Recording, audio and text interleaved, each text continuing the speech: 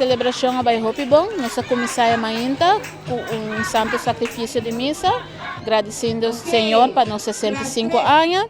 Depois nós damos uma apresentação chiquito, cada classe com hopi amor e entusiasmo a preparar algo chiquito para apresentar para os invitados. Nossa escola chiquito do barrio de Brasil, nós temos somente 6 classes.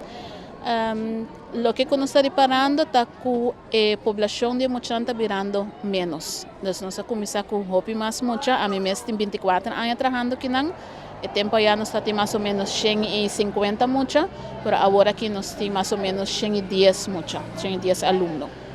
E trabalhando hopi bom, nós começamos com um projeto de digitalização, nós fazemos rifa e nós fazemos donação também, que nós podemos comprar alguns Chromebooks para a classe 5, então a classe 5 ahorita é a classe piloto, que está fazendo as isso praticamente digital, pero nossa meta está para nós poder fazer full escola digital.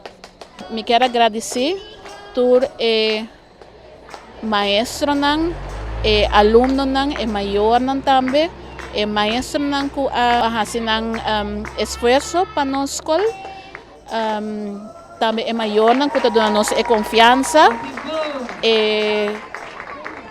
E nós esperamos que nós possamos romper ainda mais no barrio de Brasil. A mim não há escola aqui mesmo, mas a minha vizinha de escola aqui letterlijk para vários anos acaba. Então, me maak me alegria de muito na hora na chega escola Mainta, ou não tem qualquer motivo para celebrar algo que na escola. Me gosta junto com nós. Então, há 65 anos logro grande. So, para bem, a diretora, senhora Yanga, full corpo de docente e muito não que trabalha escola aqui. E o qual é remarcável de escola aqui, o qual mamá que me também me mês da escola aqui no estado, depois de 65 anos, assim bonita ainda, então de mês, o governo de agriaber que sei, pero finança foral também é docente no mês, é maior no mês, é muito não também que ajuda para eigenlijk manter a escola em bom estado que está aí.